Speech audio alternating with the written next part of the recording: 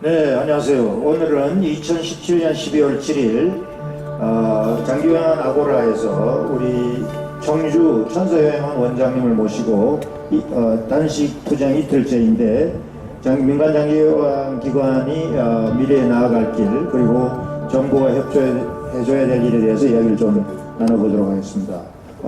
반갑습니다. 네, 반갑습니다. 네, 이틀 동안 그 단식 투쟁하신데 어젯밤 어떻게 춥지 않았습니까?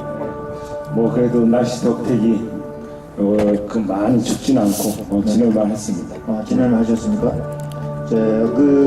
지금 오늘 천사 요양원 장연호 원장님 이하 많은 분들이 와 계신데 환호 소리 한번 들어보도록 하겠습니다.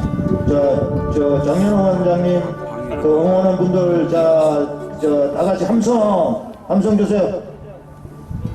빨리빨리 나오세요. 함성 좀 주고. 오케이. 이렇게 정해졌네. 함성 주고. 근데 이 추운 날씨에 오셔서 이틀간 단식 투쟁을 하시는데 그렇게 단식 투쟁을 하셔야 되는 근원적인 원인이 있다면 이유가 뭐죠? 우리는 사실 우리가 장기요양이라는 기관을 처음 우리가 만들 때는 우리가 민간 기관으로서 만드는 기업이나 민간 사업으로서 만드는 거지. 네. 우리가 법인과 같은 비영 사업을 해갖고서 우리가 재물회계를 받으려고 우리가 법인과 똑같은 공적 재물회계를 받으려고 이 사업을 시작한 게 아니잖아요. 그렇군요. 네. 그런데 이게 어떻게 세월이 지나고 이게 보다 보니까 이거 완전히 우리 민간 장기요양 기관들이 보건복지부한테 완전히 사기를 당한 느낌이 들어요. 어떤 사기를 당하셨습니까? 우리 재산을 가지고서 우리가 벽돌 한 장도 우리가 보조금을 받은 일도 없고 우리 재산을 가지고서 우리가 시설을 설비를 하고 우리가 전 재산을 투자하는 원장님들도 계시고 전 재산이 모자라서 금융권까지 돈을 융자를 해서 이렇게 어렵게 시설을 차려갖고 시설을 하고 있는데 돈도 갚지 말아라. 대표자는 돈도 못 가져간다.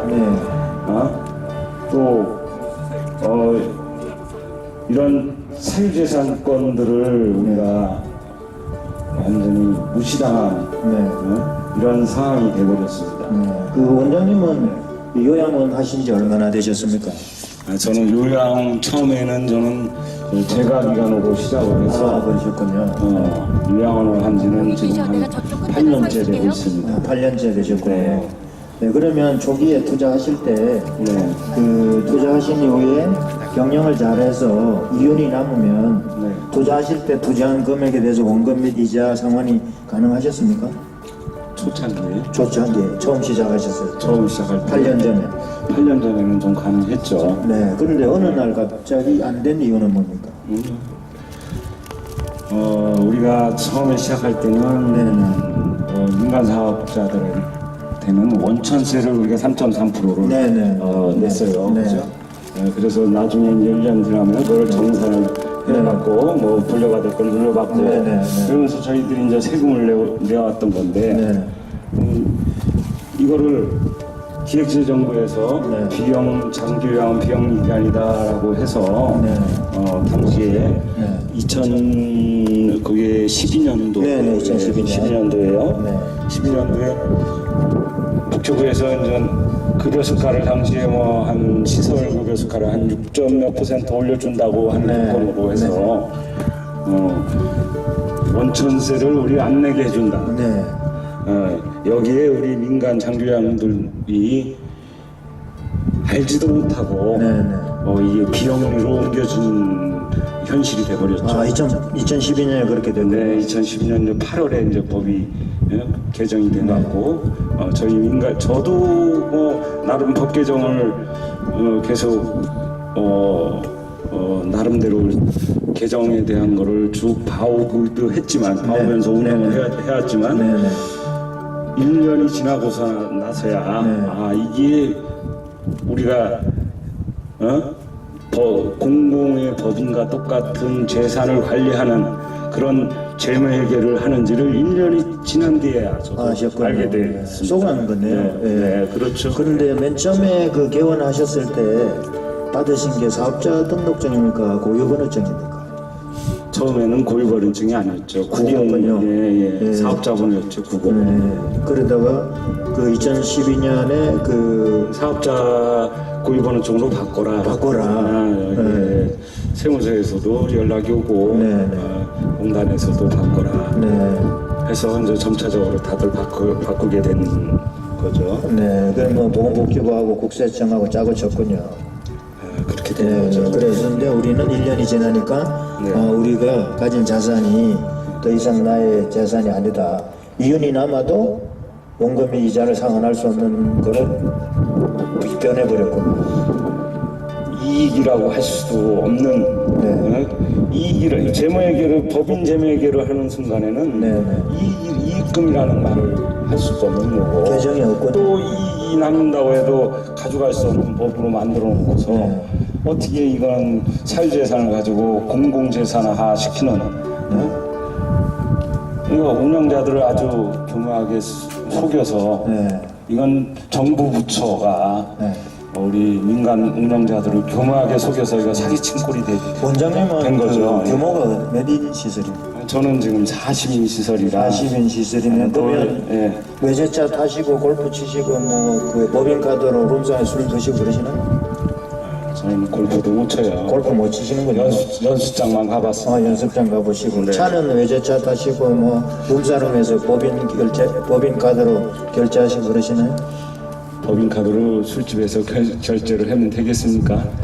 저는 이전까지 장교양을 10년 가까이 해오면서 법인카드가 아니죠. 사실은 개인카드인데 법인카드처럼 쓰라고 하니까 저는 맥주 500cc를 마셨어도 한 번도 결제해 본 적이 없습니다. 그렇군요.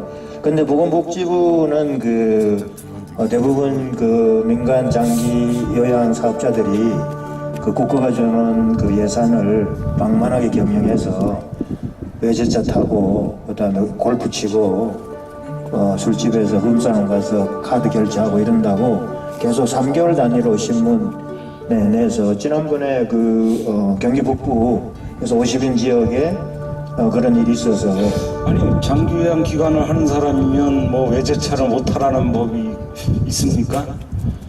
아니 내 재산을 가지고서 내가 외제차를 탈 수도 있는 거고 아니 국산차를 탈 수도 있는 거고 나의 선택권이지 그 선택권까지 뭐 언론에서 뭐라고 한다는 거 또 복지부에서 그걸 가지고서 얘기한다는 건 그거는 민주주의 사회에서 어긋나는 그죠. 그들이 가진 사고는 자기들이 준 돈을 가지고 그 이익을 창출해서 그 방만하게 쓰면 안 된다고 그런 식으로 국민들을 호도시켜서 마치 우리가 악덕 사업자인 것 같이 그렇게 프레이밍을 시키는데 거기에 대해서는 어떻게 생각하세요? 아니 노인 장기요양보험도 건강보험이랑 똑같은 사회보험이지 않습니까? 그렇죠? 그러면 병원 의사들이 양주 마시고 외제차 타는 거는 아무 문제가 없고 같은 보험료지 않습니까? 사회보험료죠. 그런데 우리가 외제차 타고 우리가 양주 마시면 우리는 문제고 그 병원 의사들이 건강보험료로 돈을 벌어서 외제차를 타고 술을 마시면 문제가 안 되고 이것 또한 논리가 맞지 않는 사실이죠. 맞습니다. 그리고 지금 경영을 하실 때 여행을 경영하실 때 임금을 주거나 뭐 이러고 하실 때 본인이 원장님이 결정하세요? 아니면 줘야 되는 돈이 이미 결정돼 있나요? 물론 임금에 대한 거는 대표자인 원장이 결정을 하죠. 그렇지만 우리의 경영권을 보건복지부에서 인건비 비율이라는 걸 가지고서 우리를 이 정도까지는 무조건 줘야 된다라는 그 강제성을 지금 계속 저희들한테 지금 압박을 하고 있는 거죠. 네. 그래서 임금은 원래 그 시장에서 그 결정은 되잖아요. 수요 공급에 의해서. 네. 그다음에 예를 들어서 청주에 계시면 네. 청주에 계시는 그 노동시장에서 원장님께서 그 근로자하고 이렇게 계약을 맺어서 하는 건데 지금 말씀하신 바에 의하면 종사자에게 지불해야 될 급여가 이미 결정돼 있군요. 국가에 의해서. 특히 이제 우리 시설보다도 그 재가기관 쪽은 더욱 그렇죠. 재가기관 쪽은 뭐 100%에서 이번 개정된 거 인건비 비율을 봤을 때 86.4%니까 네네. 너희들은 그냥 집세 안 내고 네. 니들 그냥 직업 소개소처럼 네. 소개비나 좀 가져가라라는 네. 그런 식이 지금 돼버렸죠. 네. 사실 그러면서 네. 보건복지부는 우리한테 뭘 바라냐? 네. 질 좋은 서비스를 해라고 합니다. 그렇죠? 그걸 잘 관리하라고 평가도 잘 받아서 좋은 질을 양질의 장기요양 보험 제도를 너희들이 잘 운영하라라고 하지 않습니까? 그러면서 요양보호사에게만 86.4%를 다 지급을 하래요. 나머지 가지고 집세 내고 그냥 소개비만 주면서 이거는 맞지 않는 얘기죠, 그렇죠? 그 보건복지부는 그 요양원 경영이 요양보호사만 있으면 되는 거로 생각하는 것 같네요. 그렇죠. 지금 요양보호사만 뭐 잘해주면 뭐 서비스직이 케어 서비스직이 좋아질 거라고 생각을 하는지 사실 요양보호사라는 직업이 최일선에서 일하는 직업이라는 건 뭐 우리 모두 다 인정하는 바지만 사실 요양보호사의 질적을 봤을 때 교육도 1년을 거쳐서 하는 우리 간호조무사들은 죄송합니다. 간호조무사들보다도 우리 한 달 교육을 받고서 열흘에 실습을 나가서 자격증을 취득하는 요양보호사분들이 최근에는 훨씬 더 높은 급여를 받고 있어요. 간호조무사들은 1년씩 공부를 하고서 한 달 현장 실습을 합니다. 그리고서 간호조무사 자격증을 따거든요. 그런데 요양보호사들은 한 달 교육을 하고서 열흘 실습을 하고서 자격증을 따는 제도인데 이걸 형평성을 비교해봐도 지금 요양보호사들만 인건비를 무조건 국가에서 이렇게 정부에서 이렇게 제한하면서 높여주라는 거는 이건 형평성에 맞지 않는 거죠. 그 원래 최저임금 인상률이 그 16.4%인데 2018년 1월 1일부터 그 요양보호사의 임금도 최저임금에 적용해서 16.4%가 오르면 그 경영하시는 내로상이 없나요? 그건 뭐 우리 배 소장님 너무 잘 알고 있다시피 그건 뭐 경영을 우리 하지 않는 사람이 보더라도 이거는 갑자기 16.4%가 올라와서 이거를 최저임금을 맞추는 자체가 이거는 경영인들을 완전히 너희들도 이제 같이 요양보호사 우리 선생님들을 뿐만 아니라 종사자들이랑 같이 나눠 가자라는 의미밖에 저는 받아들일 수가 없다고 봅니다. 어제 그 국회에서 그 429조 그 예산을 통과시켰는데 그 지금 그 국가로부터 받는 수가와 내년에 임금 인상분을 다 계산해서 급여를 주고도 경영자로서 그 경영한 결과에 대한 뭐 이익이나 이윤을 창출할 수 있습니까? 뭐 같은 얘기지만 경영자는 돈을 투자하고 온 재산을 투자하고서도 종사자한테 많이 베풀고 너희들은 그냥 관리비나 좀 가져가라라는 점차 그런 방향으로 지금 복지부가 뭔가 생각을 좀 잘못하고 있는 느낌입니다. 네, 그래 지금 그 8년 되시고 이 장기요양 보험법은 2008년에 발효됐으니까 9년 됐는데 긴 과정을 뒤돌아보셨을 때 그 초기에 출발하실 때는 사업가로 출발하셨는데 2012년 보건복지부가 그 법 개정을 해서 재무회계 규칙 뭐 이런 것을 강요해서 그 개인 재산이 사라졌는데 그거를 1년 이후에 이제 인지하셨다는 거 아닙니까? 그렇죠. 당시만 해도 우리 법정단체가 민간 법정단체라고 한노협이라는 민간 법정단체밖에 없었고, 그렇습니까? 그렇고 그 당시에 그 10년도에 아마 제가 알기로는 한노협도 그때 법정단체로서 들어간 지가 아마 한 1년 정도밖에 안 된 걸로 알고 있어요. 그래서 당시에 그 한노협에서도 그 상황 판단을 제대로 못했던 것 같습니다. 또 민간 기관들이 기관의 법정 단체라고 하는 대표성을 가진 우리 장기요양위원회에서 22명의 장기요양위원회에서 당시에 한 명밖에 없었다는 거예요. 그러다 보니까 정부에서 복지부에서 얼마든지 장기요양위원회를 거수기로 내세워서 얼마든지 민간의 통제를 얼마든지 할 수 있었던 상황이었죠. 그러다 보니까 저희들도 그나마 1년 뒤에 하는 게 다행이다 싶을 정도로 당시에는 좀 재무회계에 대해서 좀 저희들이 많이 좀 무지했었던 상태였죠. 질문이 하나 있는데요. 우리가 양질의 서비스를 제공하기 위해서 요양보호사의 서비스 질 향상이 필요한데 우리가 요양보호사의 급여를 올려주면 자동적으로 요양보호사의 서비스 질이 향상됩니까?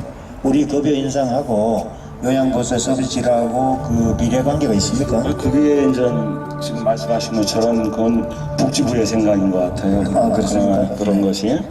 그런데 아니 어떻게 한 달의 교육 과정을 통해서 대출하는 요양보호사한테 우리 복지부에서 너무 큰 기대를 하는 것 같아요. 아니 또 치매 교육이라는 것이 생겼는데 그것도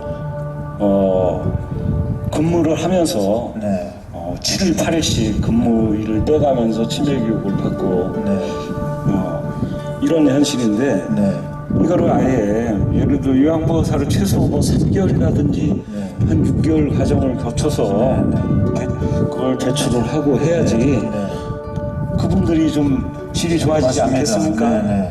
저번에 3, 6개월 어떤 분들은 글도 제대로 읽을 줄 모르는 분들은 가지고서 한 달 교육받고 몇 번의 시험 과정을 거쳐서 겨우 붙어서 요양보호사 자격이 되시는 자격증을 취득하시는 분이 얼마나 양질의 서비스를 제공하겠습니까?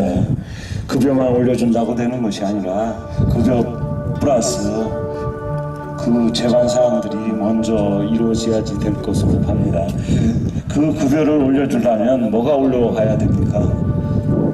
장기요양 수가가 올라가야 되잖아요. 그렇죠? 수가는 올려주지 않고 급여만 올려주라고 하면 사업가는 사업을 하지 말라는 거랑 똑같은 얘기죠. 그래서 보건복지부는 요양보호사의 서비스질을 향상하기 위해서 임금만 올려주면 된다고 생각하는 것 같고 또 요양보호사 급여가 너무 낮아서 동기가 부여 안 된다 이래서 지나가던 국회의원이 그 처우를 좀 개선해줘 이래가지고 그 10만 원 더 줘서 그 처우 개선비 때문에 그 고통을 겪다가 이번에 그 2017년 말 그러니까 2018년부터는 그 지급하지 않아도 되는 거로 아는데 맞습니까? 네, 그건 저희가 이제 알고 있기로는 처우 개선비 자체라는 게 없어졌다라고 하는데 그것도 지금 명확하지 않은 게 지금 처우 개선비가 급여에 사실은 속해서 같이 나왔잖아요. 그렇죠? 급여 수가를 해서 같이 나왔는데 그러면 그 이번 인상분에서 그 처우개선비만큼을 뺀 상태의 인상분인지 아니면 그거를 이름만 처우개선비만 빠진 건지 이 부분도 지금 저희는 지금 명확하게 지금 모르는 상태입니다. 지금 저 보건복지부 애들이 그렇게 스마트하지 않아서 지도 말해놓고 지금 뭔지 잘 모르고 헷갈리고 있는 것 같아요. 지금 이번에 그 장기 건속 수당을 그 3년, 5년, 7년 이래서 5만 원, 6만 원, 7만 원 주기로 돼 있는데 그거 중에 이 입안하면서 내용이 이렇게 되어 있습니다. 자, 5만 원 안에 그 4대 보험료 및 퇴직금 제하고 줘라. 근데 그걸 계산해봤더니 엄청 복잡하더라고요. 그러니까 9월달에 한 거는 11월달에 좀 2개월치 문제가 있고 2018년 1월 1일에 급여 인상분이 있고 또 3월 1일에 총액 신고하고 그 다음에 5월 1일에 그 결과가 나오고 7월 1일에 또 7월 1일에 되는 게 국민연금 그래서 이렇게 해서 엄청 복잡한데 이 친구는 그 입안을 할 때 야 이거 그냥 5만 원만 줘 이러면은 우리가 왜 5만 원 줘 그럼 우리가 보험료 내고 막 개길 걸 하니까 그 안에 포함되어 있다고만 적은 것 같아. 머리가 거기까지야. 근데 그것 때문에 엄청 복잡한 계산이 생길 거는 계산을 못한 거예요. 그럼 이제 지금부터 이제 이 똑바로 줬냐 안 줬냐 해가지고 또 잘못 줬으면 현지 조사하고 뭐 이래가지고 회수하고 이러려고 하는지 모르지만 머리는 그래도 조금 그렇진 않아요. 저기 듣고 있는지 모르지만 듣고 있어요. 안 될 것 같아요. 안 들릴 것 같아요. 우리가 너무 적게 얘기하니까 안 될 것 같아요. 근데 많이 춥네요. 아 그래요? 네 알겠습니다. 그럼 마지막 질문 하나만 더 드리겠습니다. 그 장원장께서 만약에 그 보건복지부가 회개하고 지난 잘못했습니다. 뭘 해드리면 되겠습니까? 이렇게 물었을 때 한 말씀 하신다면 한마디는 들어주겠다. 그러면 무엇을 이렇게 보건복지부한테 해달라고 말씀하시겠습니까? 민간 사업자로 되돌려달라.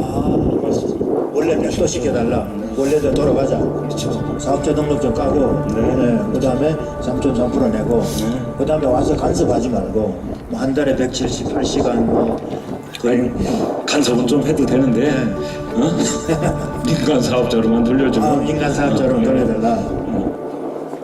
알겠습니다. 그 추운 날씨에 그 지금 저 텐트 안은 좀 따뜻한 것 같은데 여기 엄청 춥네요. 좀 춥고 그 다음에 이틀 동안 단식까지 하셨는데 제가 너무 이 인터뷰 오래 끌은지 모르겠습니다. 죄송하게 생각하고 그래도 지금 오늘 말씀하신 것이 이렇게 어떤 경로를 통해서 보건복지부가 잘 알아듣고 지금 원하신 원래대로 백도대 돌아가서 우리 장기형 사업자들이 행복하고 또 신뢰받고 존경받는 지역사회의 인사들로 이렇게 변했으면 좋겠습니다. 오늘 인터뷰 감사합니다. 네, 감사합니다. 감사합니다. 수고하셨습니다. 수고하셨습니다. 아이고.